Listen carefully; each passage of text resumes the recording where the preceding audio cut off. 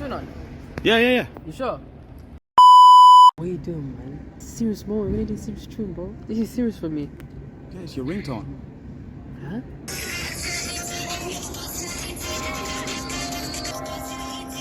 Welcome to Sheffield, the city of 7 hills, city of steel, a city of lovely people and lovely communities. Plan of action of today: interview different influential people in the community, ask the general public some history-related questions, go against someone that specializes in the sport, and make the people's day. Should be easy, right? We'll start off by asking the general public to see if they know some answers to some history-related questions. You know? How's it going, guys? Introduce yourselves. What's your name? I'm Praise. My name is Brandon. My name is Owen. My name's Ryan. I'm Oliver. I'm Carnell. I'm Frag. I'm Neil. Okay, it's gonna be history-related questions. Some might be too obvious, some might be a bit, but let's see what you can guys get. Okay, we'll start off easy. Who was the leader of the civil rights movement in the 1950s, 60s? Leader. It's a known one. It's a known one. Okay, yeah. Okay. Nelson Mandela. Close. It's not Nelson Mandela. Martin Luther King. Martin Luther King. Okay, I got a lot. Yes, yes. There you go. Martin Luther King. Okay. Who was the richest person of all time? Of all time. Of all time. Living or dead. Living or dead? Bill Gates. Steve Jobs. Do you get punished if you get it wrong? No punishment. Sorry. King for Africa. Yes. Oh, yeah. What's his name? If you say country at least. You have 3 guesses. Okay, I'll give you 3 guesses. Yeah. Anyone And I'll. else? No, it's surprised it's not. For the letter. Can you say the letter? M. Morocco. Another one. Mozambique. Originates from Africa. I don't know. Okay, look. Mali. There you go. Yeah. Nice one. Come on, you got that. Come on, you know Mali. you Jeff Bezos. Mansa Musa. Mansa Musa. Oh, he got it. How about this? The world's first human programmable computer. Bill Gates. Yes, it is a woman. No. I'm sorry. Alan Turing. Alan This Turing. is history. Alan Think about that. Turing. Huh? Alan Turing. No, I don't even know what that is, but no. No. I don't know. Okay. Yo, can we phone a friend? Phone a friend. Yeah, Jeremiah. Yeah, I'm gonna say. Is it letters? Alan Turing. Yeah. Name. Oh, his name. Her name's Catherine Johnson. Okay. Was it in the 1950s? yeah. Was it in the... Catherine, yeah. Okay, final one. Who was arrested a criminal who was freed a hero?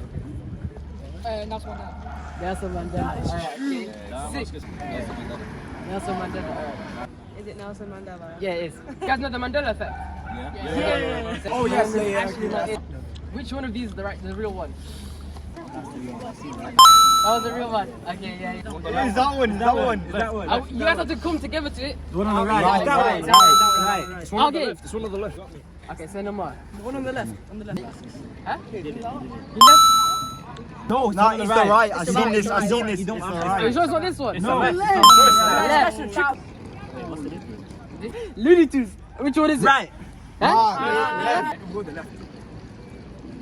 Left. Now me and you man ain't got man. It's this one, bro. Come on, we told you. Is that right? And you man was 3. 3. Bro. Sick. Okay, look, how about this, yeah?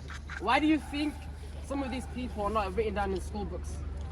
Because they weren't appreciated in their time, so they got forgot about. Name's Mukhtar. Martin Luther King. Like dead or alive or Mansa Musa, innit? The African guy from Yes. Catherine, innit? Catherine. Catherine. How do you know that? You're not safe, man. I know my history, innit? Come on, man. Nelson Mandela. We all know that. I did it all right. Do I get a prize? Huh? Do I get a prize? You know, no, but do you know what you can do? What? You can record for me. You know, hold that. Yeah. You can record. Yeah. Say no more.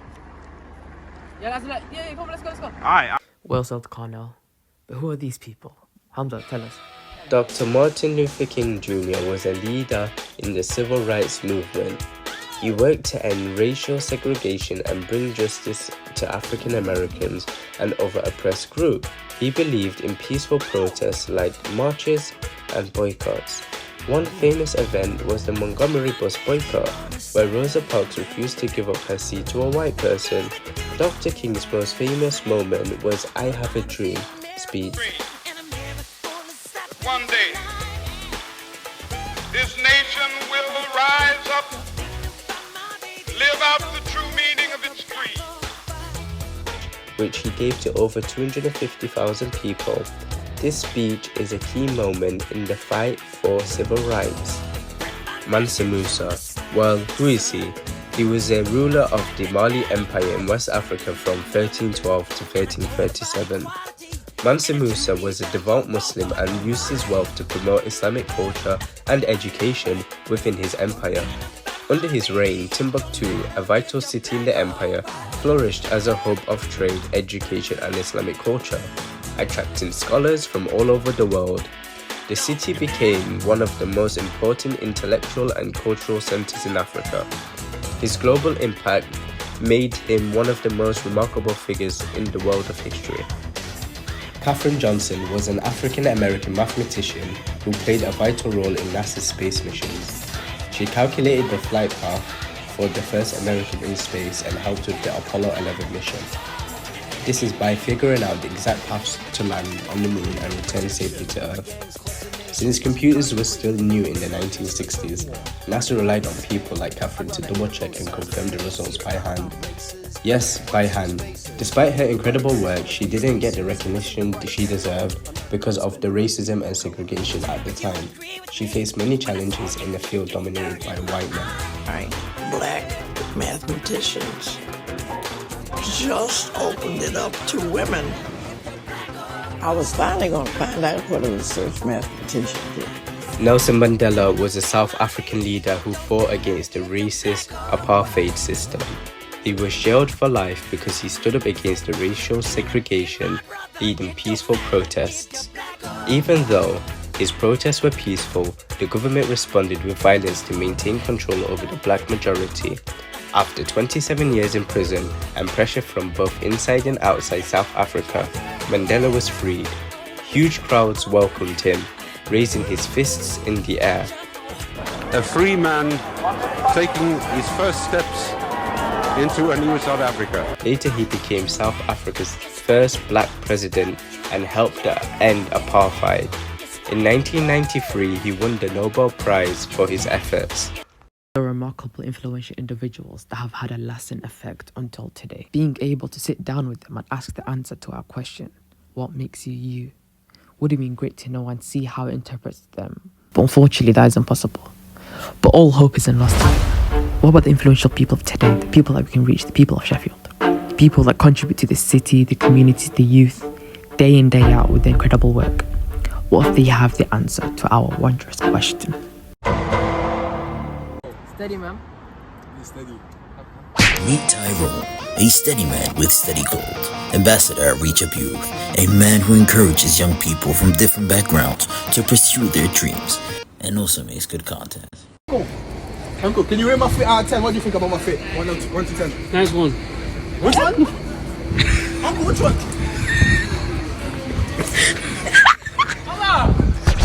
What you saying, bro? How you been? Nice to finally meet you, man. How's everything been? How's the fit looking? I thought he was violating, man. Right, I can't lie. Yeah? Hey, talk to you. Come on, man. Come on. You know what you're saying, man. Come on. So, Reach Up Youth. Yes. This is a charity that's based in Burngrave, a charity that runs mentoring programs, sports activities, and and volunteering. Sorry. Yeah. Along with Sahal, Malik, Rafiq, and Kaz, they're one of 5 ambassadors, right? Yeah. What does ambassador mean, and what kind of roles do you play? So, an ambassador at Reach Up Youth is basically representing Reach Up Youth wherever I go. So, obviously, we're all leaders before, so we're really involved in the Saturday sessions, in the Wednesday, and all the events that we did. But being ambassador is basically, still basically leading, but you might not be leading every day. But wherever you go, you're representing by wearing a jumper, a t-shirt, or just spreading the word and what Reach Up Youth does to the community and outside the community. What kind of opportunities did being an ambassador bring to you? Obviously, loads. I could name a few. For example, I'm being an ambassador. I got a job. I got different jobs. I got the job that I do now. Yes, it was Reach Up Youth, you know. By being an ambassador for Reach Up Youth, I've connected and networked with so many people in different organizations that I would have never had the chance, you know, to network with. You know, so it's just to name a few. Just even recently, you've hosted an event at Vegetable workshop that you've done. Yes. And that was based around for parents and young people, based around the point of education and mental health and antisocial behaviour. How did that go on? What kind of things did you do? Yeah, so that was actually a part 2 of an event that we did last year with a conference where we invited different organizations and they kind of came together, network, and we kind of showed them why it's important to believe and give trust in young people. So this was a follow-up and we focused on parents, you know, and parents of like people that come to Reach Up Youth and obviously different organizations. So organizations where their parents were there and it was nice to see the different views and the different opinions from parents and organizations, you know. That was actually led by young people, right? Yes, everything that we do at Reach Up Youth always led by young people. Abu Safia might be behind it, pushing it through, but the young people, honestly, from the age of 16 to some people that have been leading from 16. So yeah, and it was a successful day. If you want to see it, it's on YouTube. In the case of like mental health with young people, I feel like it's not the case. Day-to-day struggles. And then I feel like other people could advise each other. And it's not trusted adults, it's trusted young people that can bridge the gap with the young people and the service. We've got a good community, right? So it's a beautiful community we've got together. And speaking about the community, you've actually made your own community yourself. You know, your own pupils, man. Yeah, very link up. Yes. Tell us, man, how did that come about, or what inspired you to bring that community about?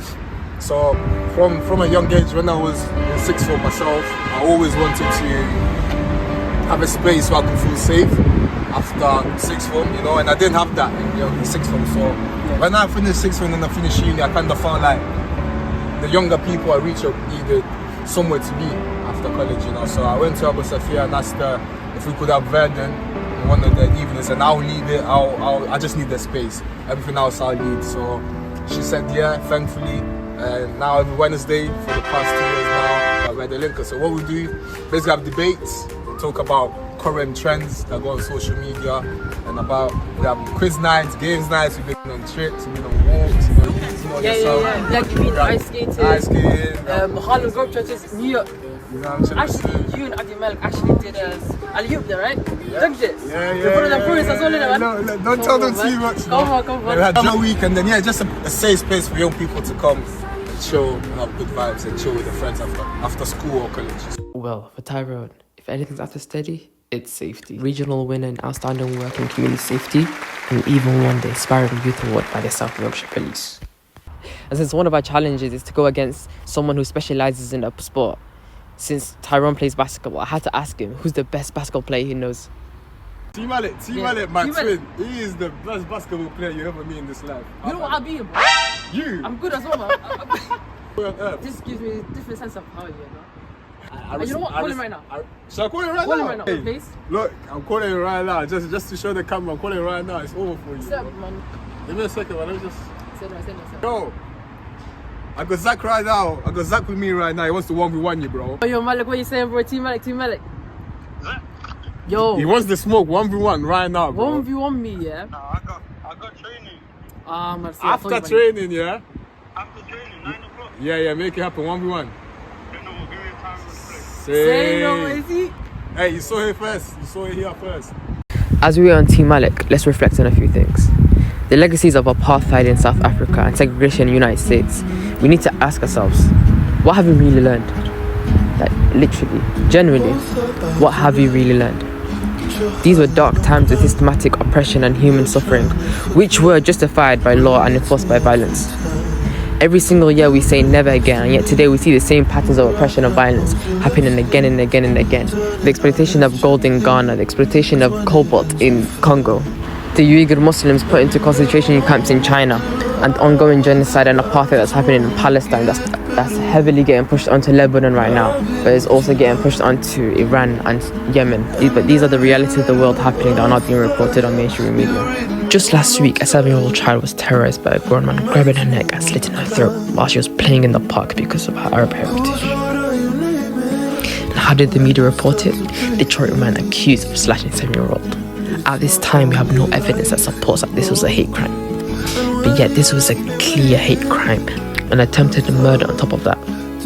Hind Rajab, a 5-year-old child who was stuck in a car with her already murdered family and called emergency services for help, but had an IDF tank waiting for her outside, which opened fire and killed her, murdered her. And do you know how the media reported it? Hind is a reference to a woman who was killed in Gaza. A woman who was killed in Gaza. Again, this is a 5-year-old child.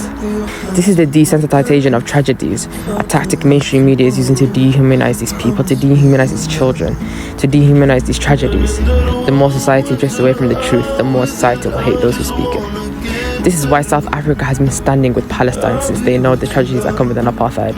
Nelson Mandela said, "We know too well that our freedom is incomplete without the freedom of the Palestinians." And this wasn't on October the 7th, no, this was in 1997. Look at all these places that have nothing left of it. Once full of life, but now nothing left.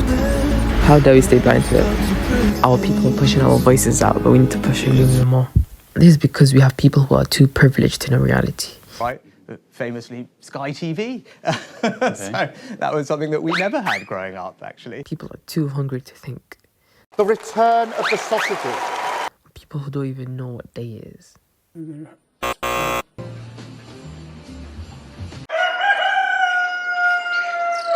Team Malik truly ducked me and never came. Nevertheless, I jumped on the bus. As I was on the bus, there was a festival happening in Spittal Hill in my area. So I had to go down and see what's going on. Yo, assalamu alaikum. That Mr. Mumbo himself, Mr. Magazine. Bisa, youth leader at Reach Up Youth, a dedicated advocate for youth empowerment that's led him to win Regional and National Volunteer of the Year 2022, part-time model at London Fashion Week, and on the red carpet on the Mobiles 2024. What do you think about the Mobiles being in Sheffield? I love that, man. It means that, you know, a lot of people that I film with can't get in. Everyone's back home watching Congo, bro. This is James and Fuhad. If you don't know that, you're living under the stairs. Do you understand? So listen. What you say, bro? How you been? I'm good, man. How you been, man? Alhamdulillah, man. So, bro, I've been here at the Spittal Hills Festival, man. So I just had to come up and see what's going on. Tell me, what's going on? What's it about? So it's just a little festival. Obviously, it's based in Ellesmere Green. It's kind of like the heart of kind of Bangreave, I guess. They renovated this place a couple of years ago, so we're just trying to bring some life back into it. There's a lot of litter and random people and like a lot of antisocial behaviour going on, so we decided to make this event. We had a little Reach Up Youth store, so you had to come do some kick-ups or a little challenge, and then you win some sweets and a little basketball as well, so that's what I was up to today. Yeah. How important do you think it is to spread communities like Reach Up Youth and spread awareness for more local businesses in a place like this? Definitely very important. You know, growing up around this area, I didn't really have much access to loads of things as a young kid, and I know how it affects people, you know, staying inside the house and stuff like that, especially in winter times, you know, where you can't really go outside to play and you're stuck indoors as a little kid. It's really good to have like different kind of community events that you can go to. So how does it feel from you also starting off young, then later on becoming a leader? How does that inspire? How does that feel now that you're inspiring other young people to grow to be better as well? Full circle, to be fair, because at one point you kind of think to yourself that, you know, you kind of look up at a leader and say, okay, you know what, I'm just gonna be a sheep and follow whatever leader is leading me, but that doesn't necessarily mean that. It more means that you can take some lessons upon a leader and become one yourself in your own community.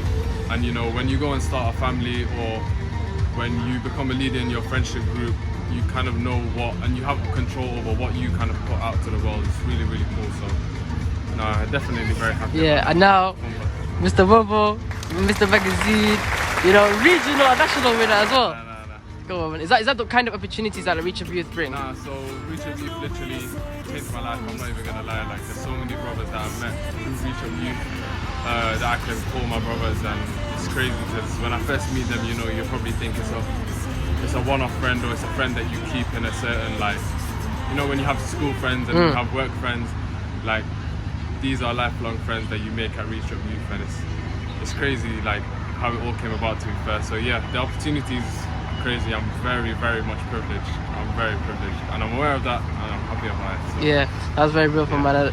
It's really nice what you do, man. You know, the things you bring to the community, for the young ones, for the youth, to help grow them and become better people and keep them away from all harm that could, you know, happen to them in the community, in the area, since, you know, there's a lot of antisocial, you know, behavior, as you said. There's mental health issues that some kids go through and they don't know where to get access from, and then they become inspired from you and see that they can become like you, since you were in a position they were in from before, right? Yeah.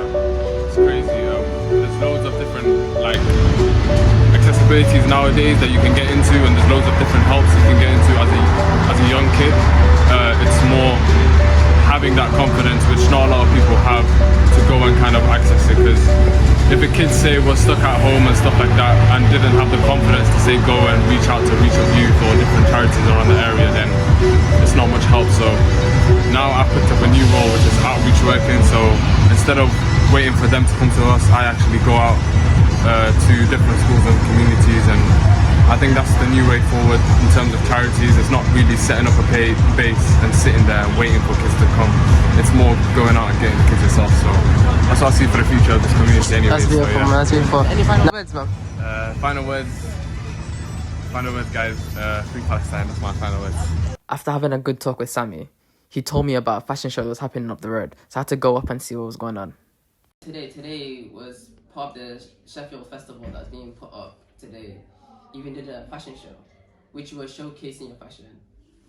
How did that go? How are the models?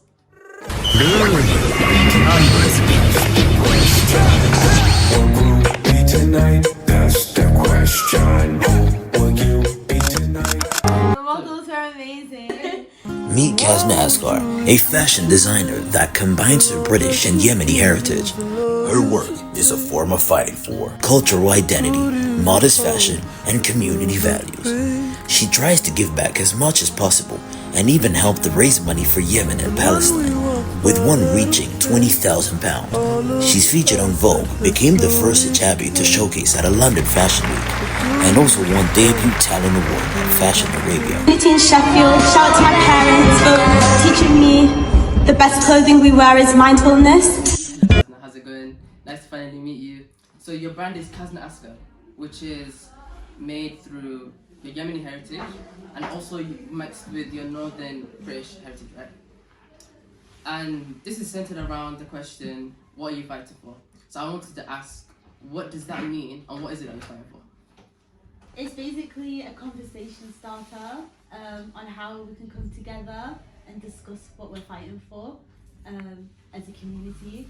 And I use that in my work because I think fashion can be used to represent people. So I think it's a good way to come together. And I'm fighting for the next generation to be as fearless and as creative as possible. So yeah. Creativity, like you said. If we jump back in time, in London Fashion Week, you were asked about, you're one of the few people that are advocating for ceasefire in Gaza. And then that's when your response was that you are talking about, it doesn't matter how it affects you. They were wondering if it would affect you in the future in fashion and everything. But then you said in response by saying, you're fighting for real people in real time. And that even so, on your GCSEs, you said you dedicated your whole GCSEs on Palestine, which I would say shame on me, which is nothing. Me, I'm just writing about movie plots, you know, anime plots, you know, all those random stuff, you know what I mean? If anybody's doing, you know, writing any movie plots in the GCSEs, but then you're just showing a different side of creativity, that there's a different perspective to creativity, that you can speak about different things going on in the world right now. You did this back in while you were 16. Yeah. What was your idea around it? I I think with art, and especially with fashion, it's so superficial and people dumb the creativity subjects down. And even when I wanted to become a fashion designer, people didn't respect it because it wasn't an academic subject. So I thought if I just take the academics and apply it to the creativity, people will respect it more. And also in the school that I was in, when I was talking about Palestine, no one cared about like the facts and figures and the writing and the books. So when I painted what was happening, because I used to do my art GCSE, so when I painted all my references, people could relate to the visuals more. People relate to the visuals more, and that's why you chose fashion, right? And it's even featured on London Fashion Week, which is amazing. London Fashion Week, you've even gone across billboards in Dubai. How does it feel from you starting as a dream 16 to it now? It feels good. I'm not gonna lie, life is so fast, so sometimes I don't really get to like reflect until people like you mention it to me, and then I just feel very grateful. So yeah, recently you've done a 3-day event. One for the sisters, which you were doing, trying to get them to express their creativity through art, which, the one that won, you were gonna use it for your new brands to raise money for charity. And then the second day you even put up your film Fight For Me Sheffield, which I watched the other day. 3 minutes in, I had to order pizza. I was like, this is good, I need to get my pizza. Then even more forward, when you said, when you went to town hall, there was a meeting based with the committee of education, children and families. And then you, along with other young people, went there to speak for people, teachers of colour. And then when you said, and you can keep telling me you're going to protect them and you encourage diversity, but there's not even diversity in this room. I brought the diversity with me. To take a big bite of pizza. Like, what makes you push for the community, for all these important people that, why is it important to shed light to all these local businesses that don't usually get the opportunity to put their space out there, for the youth that don't really get to express their creativity, that get put down with education house, since creativity is subjective, right?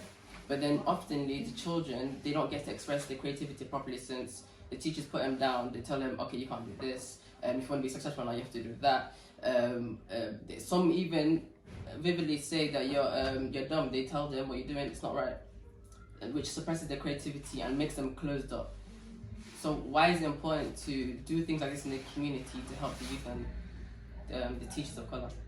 I think for me, I was so lucky and my parents encouraged me through all of it. So if my teachers didn't believe in me, it was fine because my parents backed me. But then I know like so many other people that don't have that. And like so many girls in the community come up to me like, I want to do fashion, but my family won't let me. They said it's not a real job. So if I just like break the barriers so they can do it, then that's kind of what I'm fighting for. And also, yeah, there's so much more talented people than me. I was just the one that had the opportunity. Do you know what I mean? So I would rather like the more talented people have the opportunity. And also being in London, there's so many non-talented people that are so successful. They get so many things, and I'm just like, there's people in my community that deserve this so much more than you. So it's really inspiring because my little sister as well, she's in year 7 right now. And she's wanting to do architecture. So the things that you're doing and how you're putting out your art and doing it for a good cause as well is really inspiring for people like her that can grow up and see that they actually can do something with their creativity. I also wanted to ask, when they asked you about the ceasefire in Gaza, and you said you even signed up for a half marathon. Yeah. With no training. Yeah. How did that go for charity? How did that go? Honestly, it was the worst day of my life. No, guys, it was horrible. I literally didn't train. I thought a half marathon's like a circle. Like, yeah, it was like a circle, you know. Yeah. So bit simple. We started in Tyrone. We ran all the way Ecclesall Road for, okay, this is fine. And then up Ecclesall Road, up the hill, through the countryside. And then I just, like, I had to go all the way back. And it was the worst day of my life. Like, I wouldn't recommend. Thank you very much for all you've done, because what you've done is really special for the community, for the youth, for the children, for something for them to look up to. So I just want to say, man, God bless you. You know, it's really important to try to put out as much what you do and spread what you're doing. So even the point where I went to and made it NDL approved. Got the whole fit, put it up, NDL from Mr. NDL himself. Wow, amazing. You know, I had to do it, but yeah, like I said, thank you very much, Kasan. T Malik finally responded to me and he has got back to me and he's gave me a time and a place. This is where I've reminded to do it's on the beach. So let's see what it is.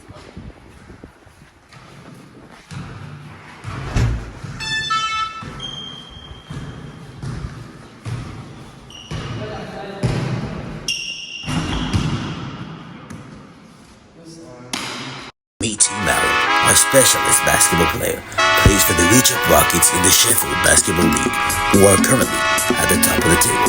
They went unbeaten 8 games out of 11. That even got them promoted. I win. I had no Reach Up Rockets here. I'm in that team. Say no more, starting position. Say no more. You're going to take Tyrone's spot. Okay, say no more. Alright. What if you win? Come on, you tell me, man.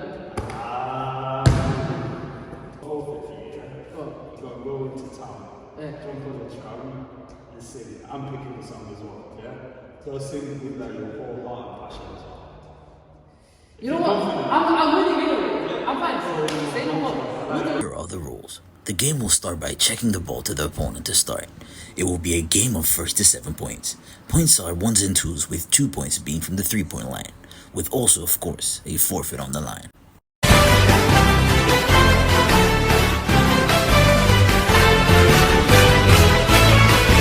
Since the dawn of time, man has wondered if the champion makes the afro or the afro makes the champion. But that's a question even modern science can't answer.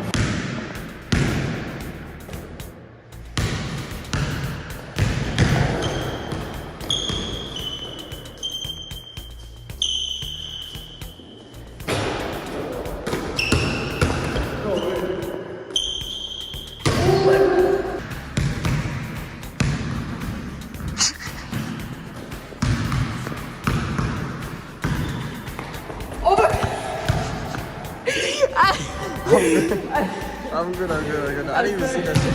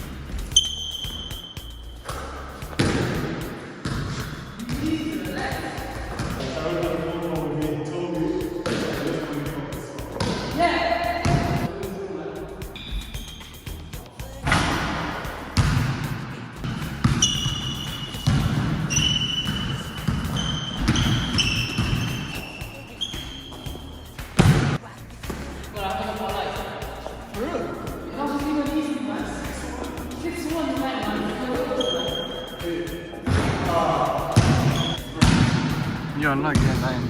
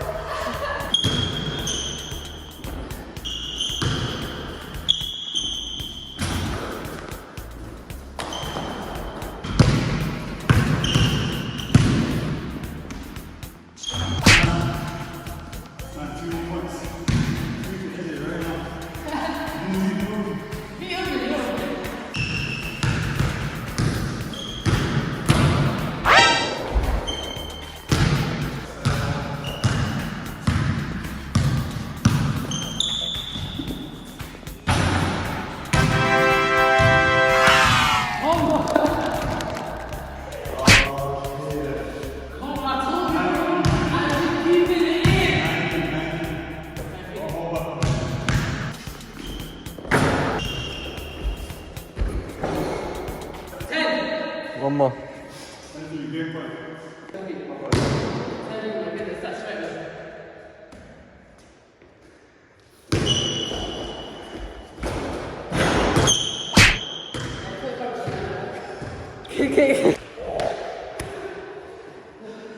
Okay, so that's it with the 1-for-1 Abdul Malik. You know, that's go. Yo, whoop it. Perfect song, Tyrone. My brother, don't worry. Your spot's safe, yeah? And this is a tribute to you. You're gonna sing Adele. Forgot the name, but it's one that goes like never. No,